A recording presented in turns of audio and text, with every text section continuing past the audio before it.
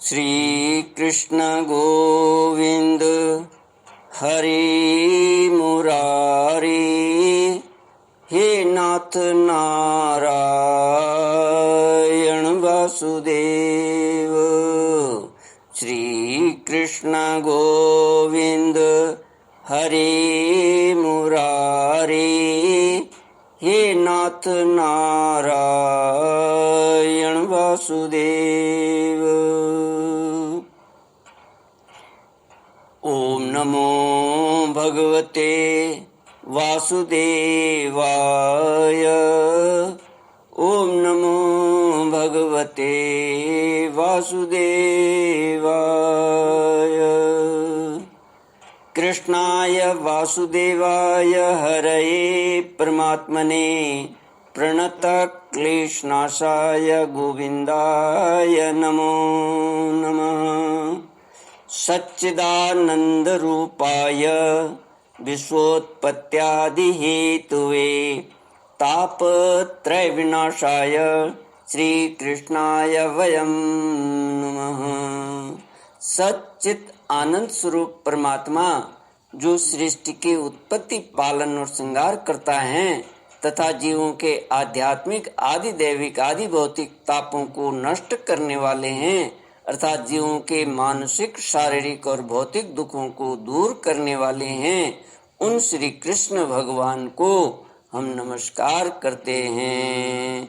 श्री कृष्ण गोविंद हरे मुरारी, हे नाथ नारायण वासुदेव।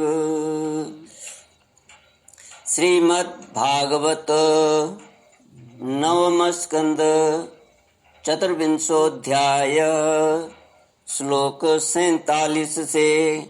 श्री शुक उवाच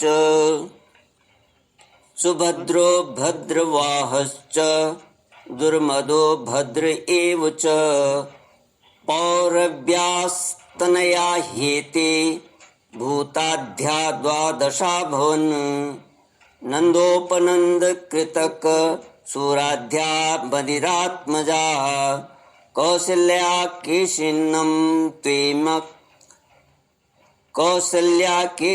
ते कमसूत कुलनंदनम। श्री कृष्ण गोविंद हरि मुरारी, हे नाथ नारायण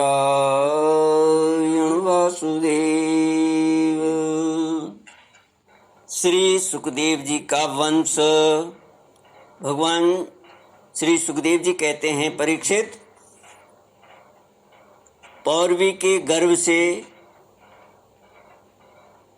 उनके 12 पुत्र हुए। किनके? वसुदेव जी के। भूत, सुभद्र, भद्रवाह, दुर्मद और भद्र आदि।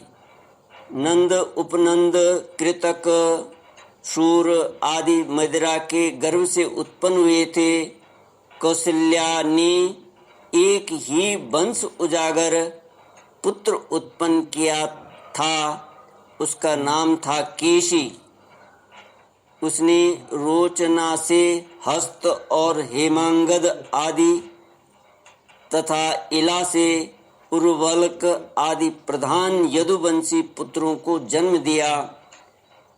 परीक्षित, वसुदेव जी के धृत देवा के गर्भ से विपृष्ट नाम का एक ही पुत्र हुआ और शांति देवा से श्रम और प्रतिश्रुत आदि कई पुत्र हुए। उपदेवा के पुत्र कल्पवर्ष आदि 10 राजा हुए और श्रीदेवा के वसु, हंस, सुवंश आदि 6 पुत्र हुए। देवरक्षिता के गर्भ से गद आदि 9 पुत्र हुए तथा जैसे स्वयं धर्म ने 8 वसुओं को उत्पन्न किया था, वैसे ही वसुदेव जी ने सहदेवा के गर्भ से पुरुविश्रुत आदि 8 पुत्र उत्पन्न किए। परम उदार वसुदेव जी ने देवकी के गर्भ से भी 8 पुत्र उत्पन्न किए। में 7 के नाम हैं: कीर्तिमान, सुषेण, भद्रसेन, ऋजु, संमर्दन, भद्र और शेषावतार श्री बलराम जी। उन दोनों के 8वें पुत्र स्वयं श्री भगवान ही थे। परीक्षित, परम सौभाग्यवती दादी सुभद्रा भी देवकी जी की ही कन्या थी। श्री कृष्ण गोविंद हरे मुरारे, हे नाथ नारायण वासुदेव। जब जब संसार में धर्म का ह्रास और पाप की वृद्धि होती है, तब तब सर्वशक्तिमान भगवान श्री हरि अवतार ग्रहण करते हैं। परीक्षित, भगवान सबके दृष्टा और वास्तव में असंग आत्मा ही हैं, इसलिए उनकी आत्मस्वरूपिणी योग माया के अतिरिक्त उनके जन्म अथवा कर्म का और कोई भी कारण नहीं है। उनकी माया का विलास ही जीव के जन्म, जीवन और मृत्यु का कारण है और उनका अनुग्रह ही माया को अलग करके आत्म स्वरूप को प्राप्त करने वाला है। जब असुरों ने राजाओं का वेश धारण कर लिया और कई अक्षौहिणी सेना इकट्ठी करके वे सारी पृथ्वी को रौंदने लगे, तब पृथ्वी का भार उतारने के लिए भगवान मधुसूदन बलराम जी के साथ अवतीर्ण हुए।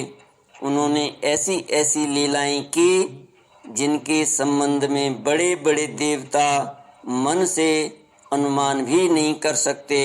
शरीर से करने की बात तो अलग रही।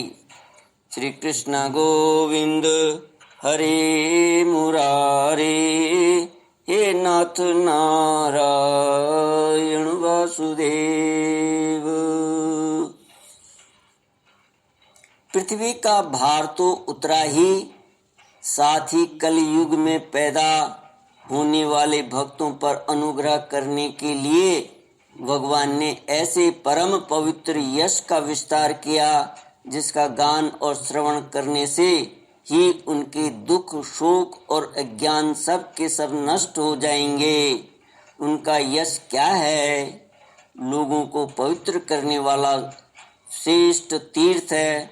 संतों के कानों के लिए तो वह साक्षात अमृत ही है।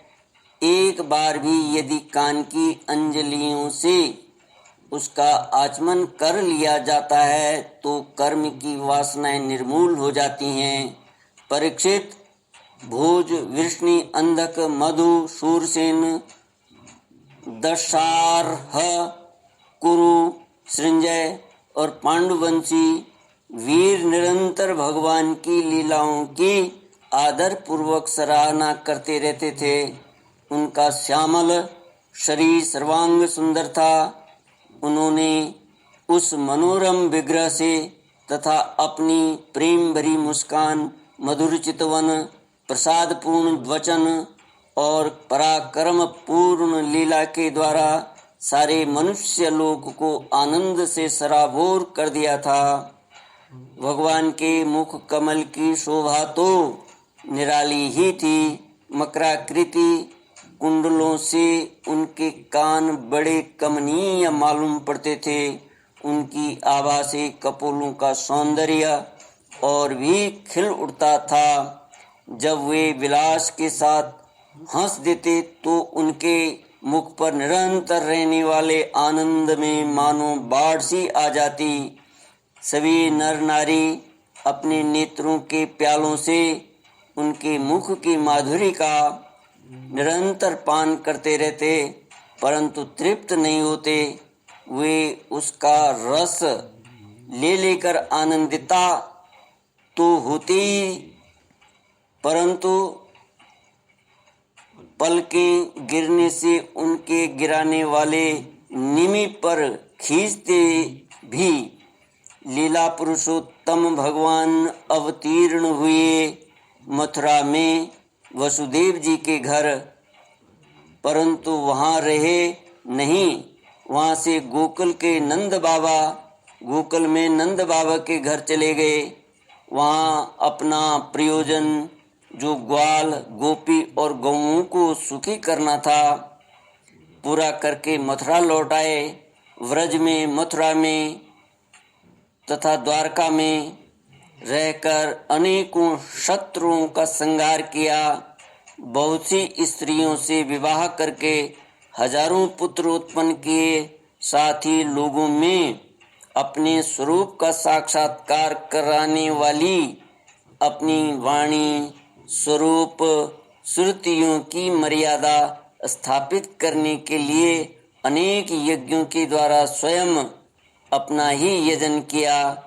कौरव और पांडवों के बीच उत्पन्न हुए आपस के कलह से उन्होंने पृथ्वी का बहुत सा भार हल्का कर दिया तथा युद्ध में अपनी दृष्टि से ही राजाओं की बहुत सी अक्षौहिणियों को ध्वंस करके संसार में अर्जुन की जीत का डंका पिटवा दिया। फिर उद्धव को आत्म तत्व का उपदेश किया और इसके बाद वे अपने परम धाम को सिधार गए। श्री कृष्ण गोविंद हरे मुरारे, हे नाथ नारायण वासुदेव। इति श्रीमद्भागवते महापुराणे वैयासिक्याम् अष्टादशशास्त्र्यां पारमहंस्यां संहितायां नवमस्कन्धे श्री सूर्य सोमवंशानुकीर्तने यदुवंशानुकीर्तनं नाम चतुर्विंशोऽध्यायः। इति नवमस्कन्ध समाप्ता। ओम पूर्णमद पूर्णमिदं पूर्णात् पूर्णमुदच्यते पूर्णस्य पूर्णमादाय पूर्णमेवावशिष्यते। ओम शांति शांति शांति। हरि ओम तत्सत्। हरि ओम श्री गुरुभ्यो नमः।